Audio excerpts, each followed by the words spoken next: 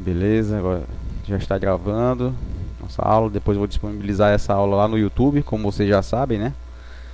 Beleza, então, mais uma vez, bom dia a todos, né? Vamos começar nossa aula Bom falando... dia, professor. Bom dia, Raíssa. Vamos começar nossa aula falando a respeito de radioatividade, tá bom? Vamos falar a respeito de radioatividade. Vamos seguir esse slide aqui, tá? Só aceitar o pessoal que está chegando. Beleza. Ele vai começar aqui, pessoal, falando a respeito de radioatividade. Esse é um assunto bastante comum, principalmente no primeiro ano, né? Eu acredito que você já deve ter até visto alguma coisa lá no primeiro ano. No próprio primeiro ano eu já passei esse assunto, né? Então, é um assunto mais comum se aplicar no primeiro ano, mas está na grade curricular do segundo ano, a gente tem que passar, né? Então, vai falar o seguinte: o que seria radioatividade? Tem aqui esse cidadão aqui, ó, Wilhelm, né? Mais ou menos isso, pela pronúncia dele aí. Permitir aqui o pessoal chegando. Wilhelm Röntgen, né?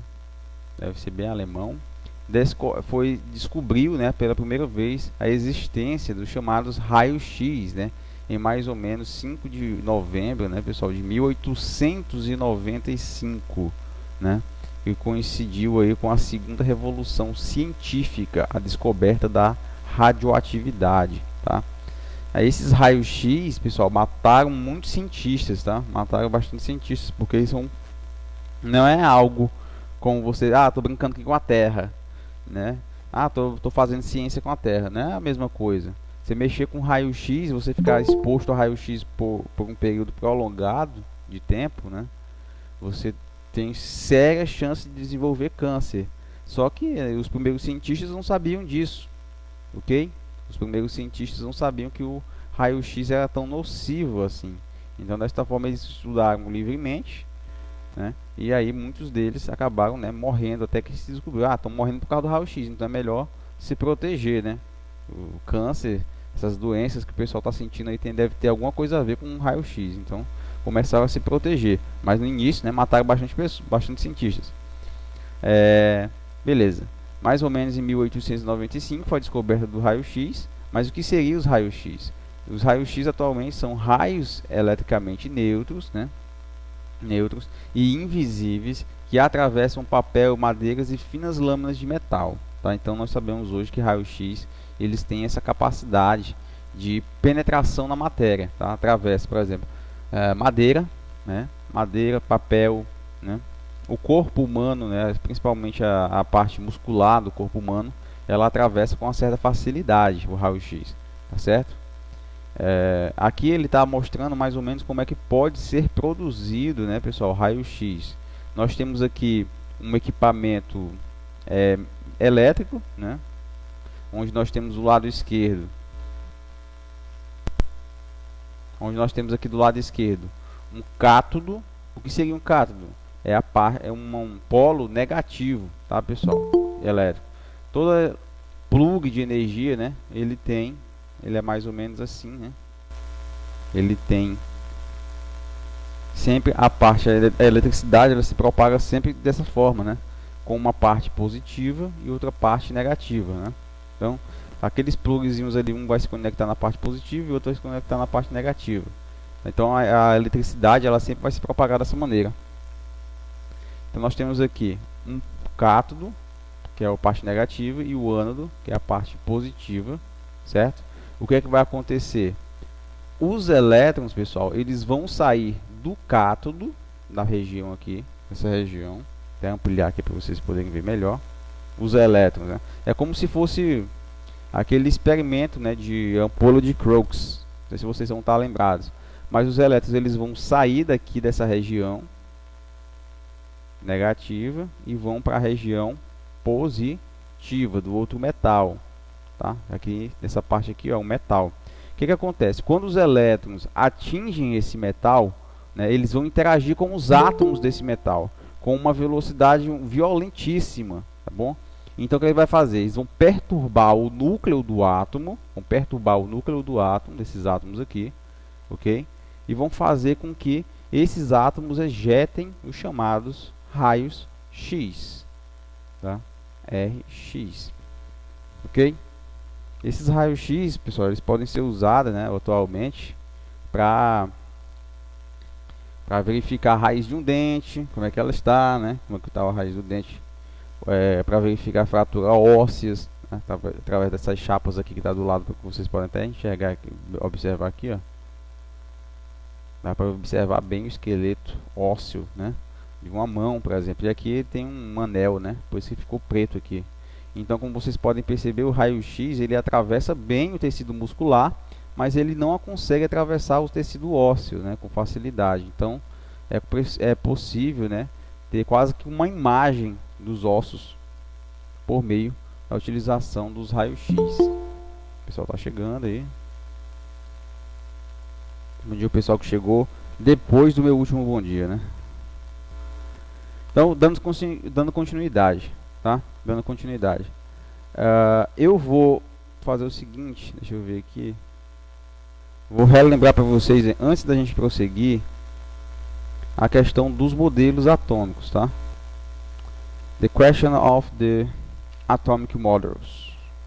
Vamos aí rever a questão, especialmente o último modelo atômico, né? Modelo atômico de Rutherford e Bohr, ok? Ele é aquele modelo atômico, pessoal, que divide o átomo, né, em duas partes. Nós temos o núcleo, que ele tem as suas partículas positivas e negativas, tá bom? Negativas não, né, pessoal? Partículas neutras, né? Então, nós temos o núcleo, onde temos partículas positivas e partículas neutras. Quem são as partículas positivas? São os prótons. Quem são as partículas que não têm carga? Zero. São os nêutrons. E em volta, tá? Em volta aqui do núcleo, do átomo, nós temos a chamada eletrosfera, onde estão os elétrons, tá bom? Então, a eletrosfera, pessoal, ela é dividida em camadas, né?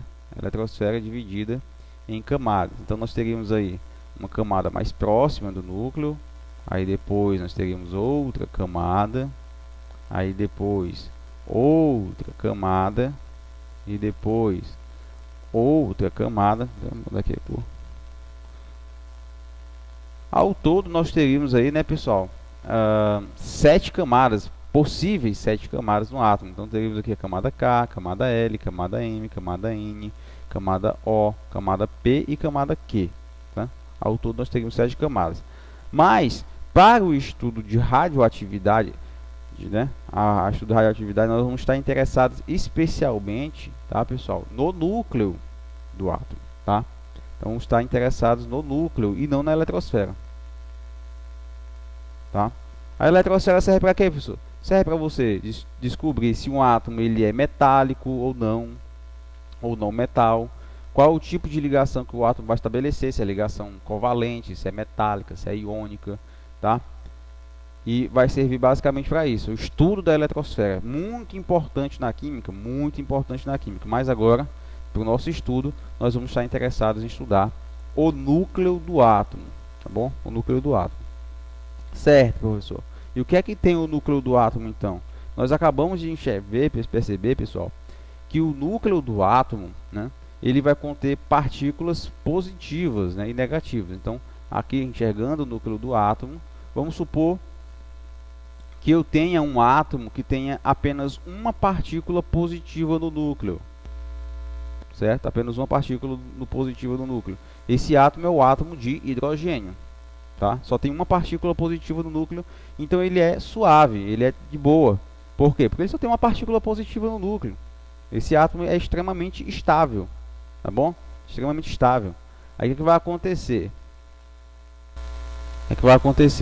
Você vai adicionar mais uma partícula positiva nesse núcleo. Aí, né, nós sabemos, vai deixar de ser o átomo de hidrogênio e vai passar a ser o átomo de hélio. Por quê, professor? Porque o número de prótons no núcleo é o que nós chamamos também de número atômico, e o número atômico determina o átomo. Cada átomo tem um número atômico, ou seja, cada átomo tem um número de prótons no núcleo, né? Então, se você muda o número de prótons no núcleo, você muda também o tipo de átomo, ok? Então, vamos lá. Nós temos aqui o número atômico 2, né? ou seja, tem duas partículas positivas no núcleo e, portanto, ele é o átomo de hélio, tá? Aí você já percebe, poxa, o que está acontecendo aqui? Você tem uma partícula positiva aqui e outra partícula positiva do outro lado. O que é que vai acontecer aqui? Essas duas partículas positivas, né, elas tendem a se afastar uma em relação à outra, né? E aí o que é que vai acontecer? Você vai tornar este núcleo do átomo menos estável. Ele se torna menos estável, ou seja, ele se torna mais instável, tá certo? Por quê?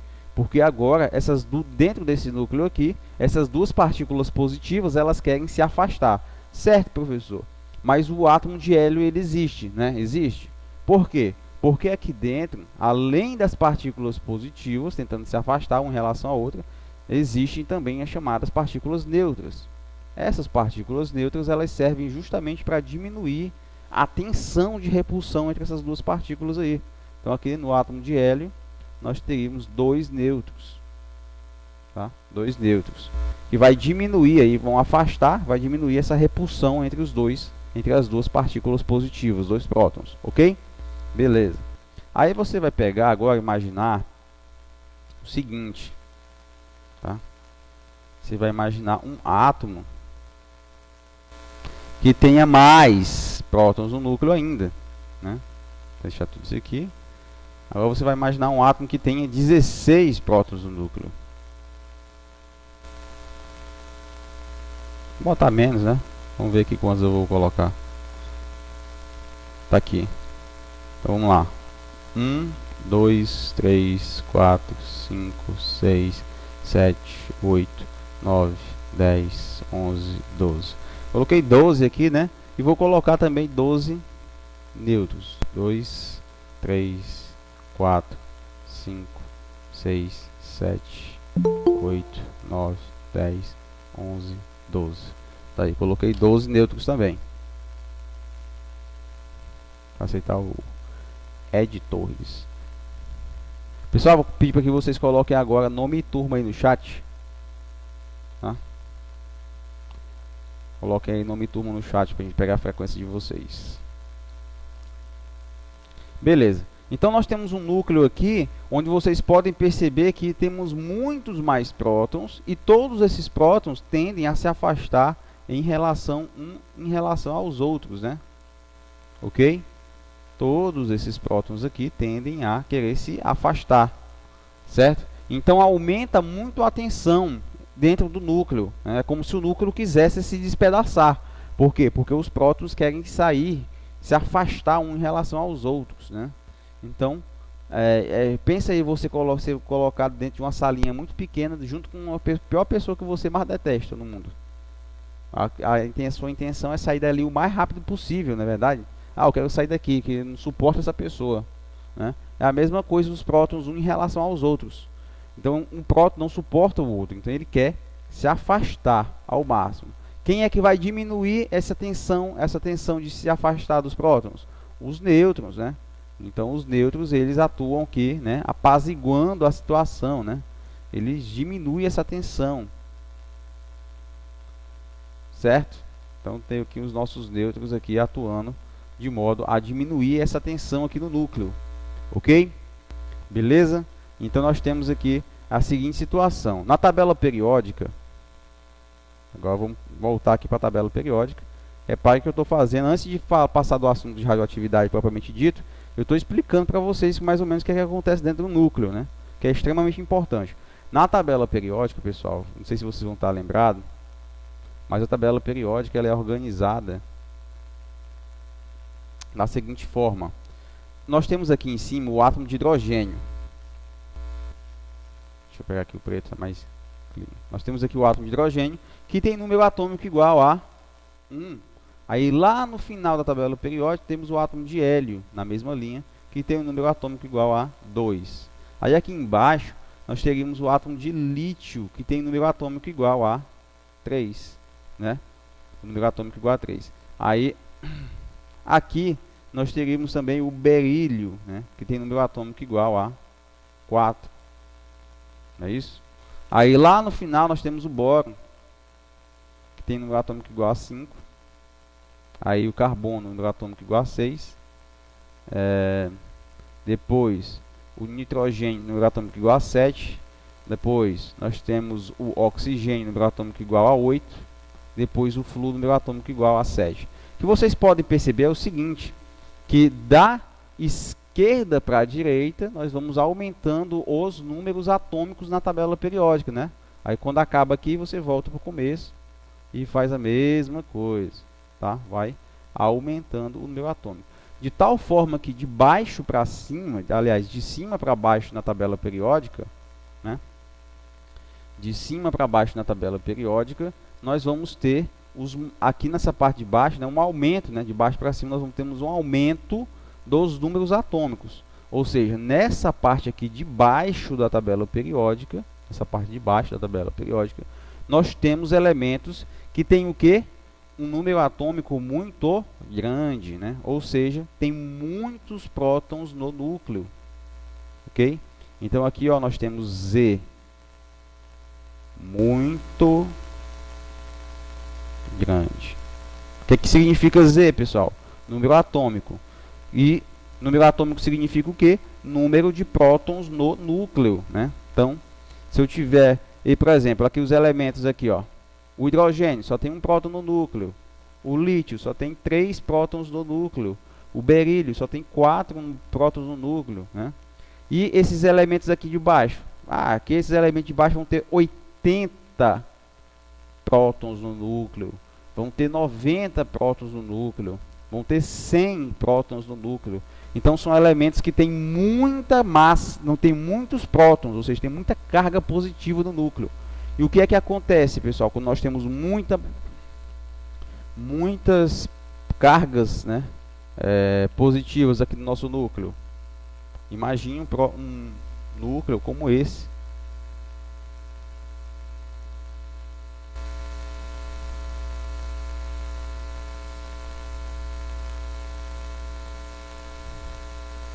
Estou desenhando aqui.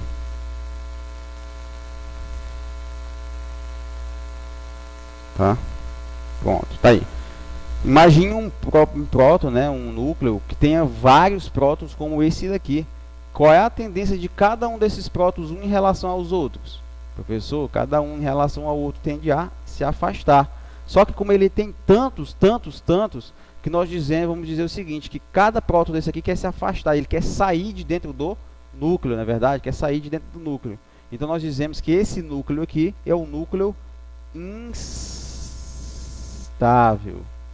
Tá? Por quê que ele é o núcleo instável?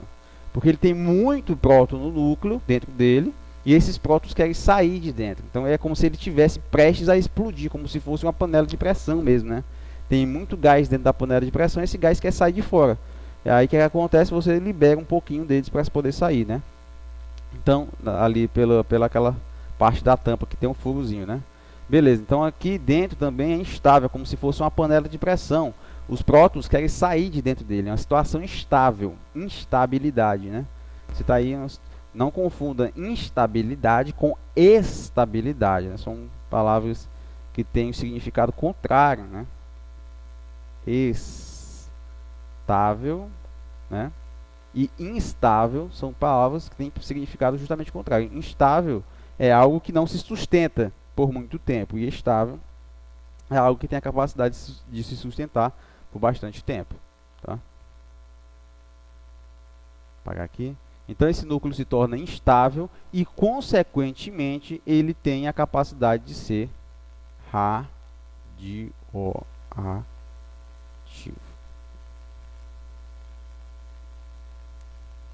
Tá? Radioativo. Então, consequentemente, escrever isso aqui melhor, né? Que tá muito feio.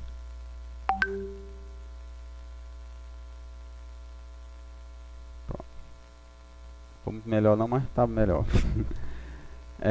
Então, os núcleos instáveis, pessoal, os núcleos de átomos que são instáveis, nós chamamos de núcleos radioativos. Por quê? Porque quando esse núcleo, ele quer emitir alguma partícula, né? Tudo que sai do núcleo do átomo nós chamamos de radioatividade, tá?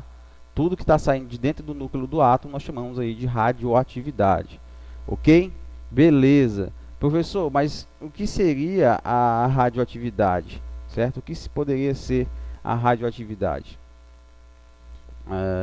A radioatividade, pessoal, ela pode ser emitida como pura fonte de energia, né? Pura energia, tá? Radioatividade, ela pode se propagar, pode ser liberada na forma de energia, tá? Energia. Geralmente, essa energia, pessoal, que é liberada pelo átomo, tá? Essas energias que são liberadas pelo núcleo do átomo, né? Com a intenção de fazer o quê? De diminuir essa tensão ali, ela pode ser encarada da forma de ondas eletromagnéticas, né? Ondas eletromagnéticas, ou pode ser encarada na forma de partículas. Tá bom? Partículas. Nós vamos já entender. Primeira coisa que nós temos que saber é que essa energia pode ser liberada na forma de partícula, emitindo logo uma partícula mesmo, tá? Pode ser uma partícula, pode ser um próprio próton, pode ser liberado pelo núcleo, um próton escapa do núcleo, ou pode ser na forma de ondas eletromagnéticas, tá? Professor, mas o que é ondas eletromagnéticas? É a luz, é uma forma de luz, tá? Seria uma forma de luz. Bom dia, o pessoal que está chegando aí. O Alexandro chegando. Tá? Então, pode ser na forma de luz mesmo, tá? No átomo pode brilhar, no caso, né? Emitindo essa energia que está ali dentro, né? Latente dentro do núcleo do átomo. Então, só para vocês ficarem espertos aqui, nós temos um espectro eletromagnético. O que seria esse espectro eletromagnético, professor? Seria o conjunto de tipos de luz, entre aspas, que eu vou colocar aqui para vocês, tá? É um conjunto de tipos de luz que nós temos aqui e as suas respectivas quantidades de energia. Vou colocar assim também para vocês, tá?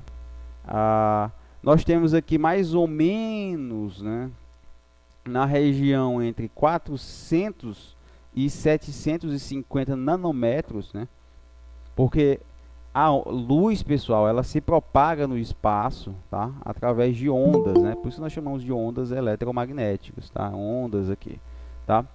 E essas ondas, elas têm algumas características. Elas têm, por exemplo, uma certa amplitude, né? Eu posso cortar uma onda bem no meio aqui, ó. E a diferença desse centro da onda até o pico da onda, ou máximo, né? É o que nós chamaríamos ali de amplitude, né?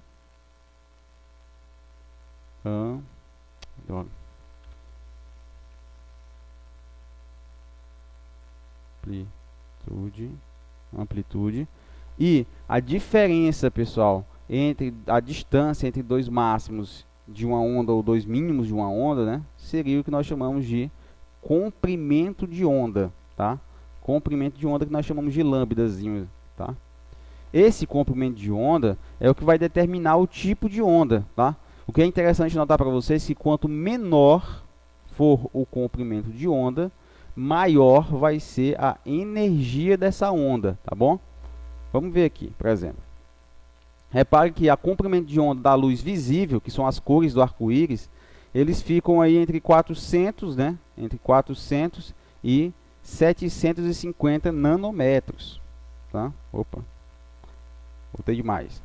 Entre 400, né, e 750 nanômetros, que é uma parte muito pequena do espectro eletromagnético, tá? Certo, professor? E abaixo da onda abaixo da luz visível, nós temos o que? Nós temos a radiação ultravioleta. Veja bem, eu falei para vocês o seguinte, que quanto menor for o comprimento de onda, né, quanto menor, maior vai ser a energia. Então, ondas eletromagnéticas da região do ultravioleta, eles vão ter mais energia do que a luz visível, do que o amarelo, do que o verde, do que o roxo, do que o vermelho, tá? Então, ó, essa parte aqui do ultravioleta, ela tem mais energia. O que é que acontece, pessoal? Se eu interagir com o ultravioleta, eu já posso ter um câncer de pele, né? Por quê? Porque ela tem mais energia, essa região do espectro tem mais energia, e ela pode modificar o DNA de algumas células do meu corpo. né? Pode modificar o DNA, causando aí os cânceres, os tipos de câncer, né? As patologias, certo? Então, para cá, ó, para cá, são radiações que têm alta energia, né? São radiações que têm alta energia, e para cá são radiações que têm menos energia, tá? Vamos ver primeiramente as radiações que têm menos energia. O infravermelho tem pouca energia, né? Aquelas emitidas pelos micro-ondas, tá? Radiação do micro-ondas tem pouca energia. O HF e VHF, né? Que são aquelas utilizadas pelas emissoras de televisão para poder transmitir a imagem, né? E também de internet. Deixa eu só aceitar aqui. O pessoal tá chegando. O pessoal tá chegando aí. Não esqueça de colocar nome turma no chat, tá? Bom dia, professor. Bom dia. Desculpa o atraso chegando sua aula. Estava sem internet no momento, só Ok. chegou agora. Ok, tá bom, tudo bem. E nós temos também como ondas de eletromagnéticas ou radiações eletromagnéticas que têm pouca energia, as ondas do rádio, onda curta, onda média, onda longa, né? A frequência de baixa energia e as outras aqui, tá?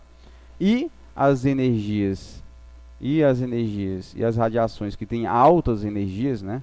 Nós já podemos citar aqui, ó, depois do visível, o ultravioleta, né? Que se divide em UVA, UVB e UVC. E nós temos os raios X, que tem alta energia. Nós temos os raios gama, né? Raios gama. E nós temos também os raios cósmicos, que são aquelas provenientes aí das constelações, tá certo? Então, essas energias aqui, o do ultravioleta para cá, né, são as que podem ser emitidas pelo núcleo do átomo, ok? São as que podem, né, com mais frequência, ser emitidas pelo núcleo do átomo. Por quê? Porque nós já vimos ali, ó, vou voltar aqui um pouquinho. Quando o átomo tem muito próton no núcleo, ele quer liberar energia. Essa energia é liberada na forma de radiação. Essa radiação pode ser liberada, por exemplo, na forma de raio X, como a gente acabou de ver ali, tá bom? Então, daí vem o nome radioatividade. Por quê? Porque os átomos instáveis, né, eles são capazes de emitir radiação eletromagnética, ou seja, eles emitem luz. Como eu falei para vocês também, eles não só emitem radiação eletromagnética, como eles também podem emitir determinadas partículas, né? O átomo pode literalmente se despedaçar, pode simplesmente se despedaçar em algumas pequenas partículas, tá? Liberar algumas partículas.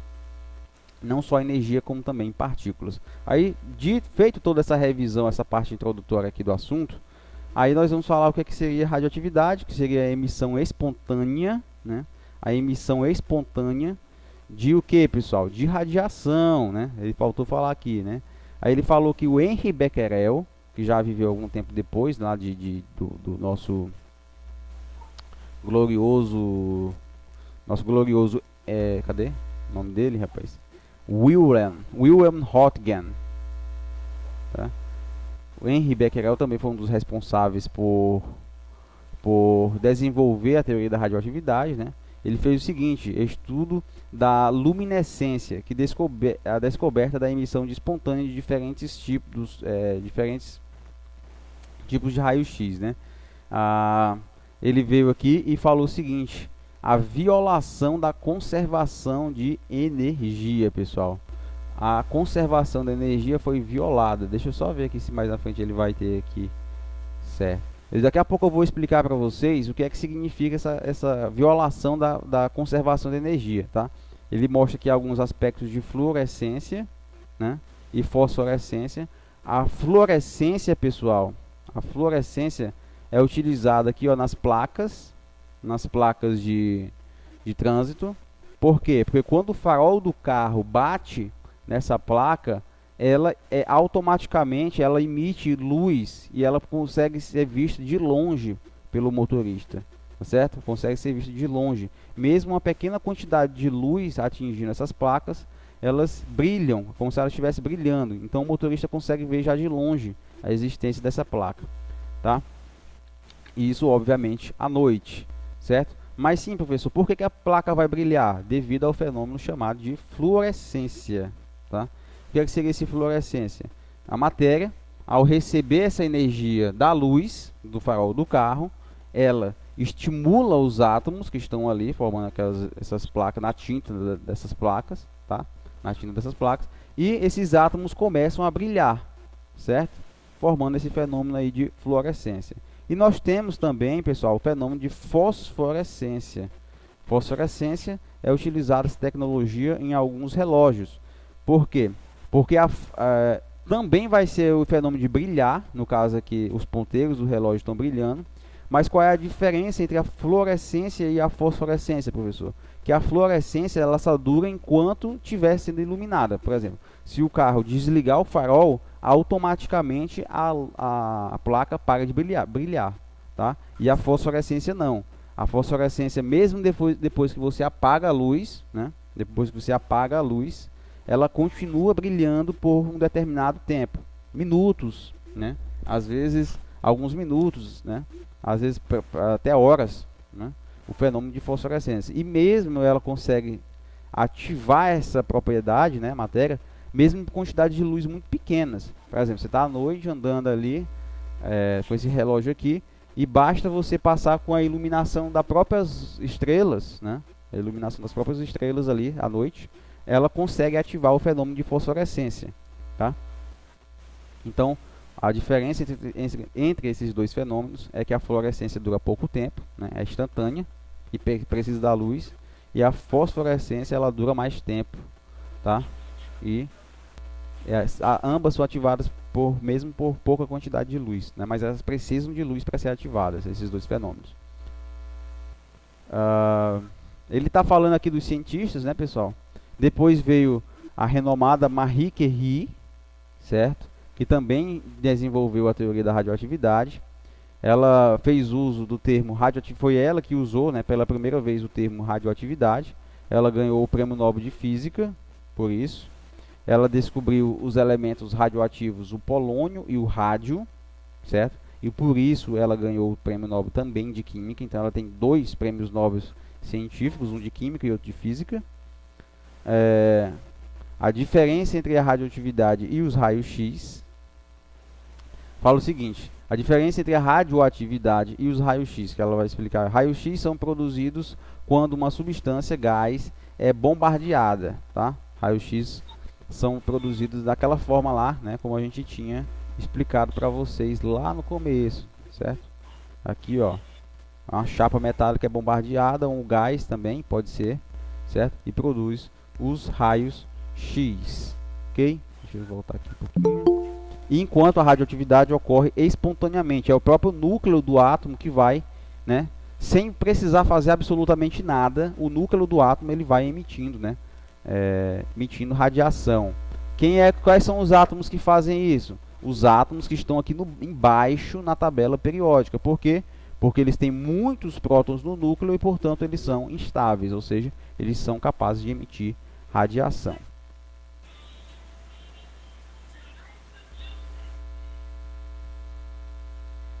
Aí nós temos aqui alguns desses cientistas, né? Nós temos Pierre e Marie Curie, aqui, eram casados os dois, tá? Aqui a figura da Marie Curie. E aqui nós temos Paul Nader, Henri Becquerel, né? Aqui do lado. E Henri Becquerel aqui, beleza. Nós temos aqui esses cidadãos aqui que foram responsáveis pelo desenvolvimento da teoria atômica, da teoria envolvendo a radiação, tá? E aqui é a explicação da radioatividade, justamente relacionada a esse fenômeno que foi colocado aqui, pessoal. Cadê? Aqui. A violação da conservação de energia. O que é que seria a conservação da energia, pessoal? O que é que seria a conservação da energia? Essa conservação da energia é o seguinte, está envolvida corpos grandes. Por exemplo, se você tiver um objeto com 75 graus Celsius, objeto A, e o objeto B encostar nele, o objeto B que estava a, sei lá, 20 graus Celsius, encostar nele, há uma tendência natural da energia passar de A para B, né? Que nós chamamos essa energia de calor, ok? O calor é energia, né? vai passar do corpo mais quente para o corpo mais frio, de modo que a energia ela não vai ser perdida no universo, né? A energia, entre aspas, né? Ela não pode ser perdida, ela sempre é transmitida de um lugar para o outro, certo? Então essa aí seria a lei da conservação da energia, tá bom? A lei da conservação da energia. Acontece que massa e energia são duas coisas completamente diferentes. Massa e energia são duas coisas completamente diferentes. Mas, segundo, né, a violação da conservação de energia, isso aí precisa ser explicado. Por que determinados tipos de energia, uma matéria, por exemplo, que não tinha quase nada de energia, ela pode liberar essa grande quantidade de energia aí? Quem explicou foi Albert Einstein, com essa teoria aqui dele, dizendo que energia, opa, até mudar aqui a cor, dizendo que a energia é igual a mc ao quadrado, tá? Energia é uma fórmula bastante simples, né, aparentemente, mas para se chegar a ela deve ter um cálculo fenomenal por trás disso, né? Dizendo que energia, pessoal, ela pode se converter em massa. Essa é a principal teoria de Albert Einstein. A energia ela pode se converter em massa, ou seja, em massa, né? Pelo raciocínio contrário, a massa ela pode se converter em energia, ok? Uma determinada quantidade de massa ela pode se converter em energia. Que tipo de energia que nós estamos tratando? Energias radioativas, né? Não perca isso de vista. Então nós estamos tratando de energias radioativas que podem, né, ser geradas a partir de um pequeno pedacinho de massa, tá? Essa massa se desfaz e ela se transforma completamente em energia, e essa energia ela não é pouca, viu, pessoal? Nós precisamos de uma pequena quantidade de massa para fazer, por exemplo, a bomba atômica. Ela usa, né, o projeto da bomba atômica, ela usa justamente essa expressão aí, né, onde ele usa pequenas quantidades de matéria, né, e essa pequena quantidade de matéria transforma-se numa grande quantidade de energia, né, surpreendente, e é capaz de devastar uma cidade inteira, como foi o caso lá das bombas atômicas de Hiroshima e Nagasaki, né, que fizeram uso dessa expressão aí, né. Então, Albert Einstein consegue explicar, né, por que há essa violação do princípio da conservação de energia. Tá? Por quê? Porque massa pode se transformar em energia e energia pode se transformar em massa. Tá?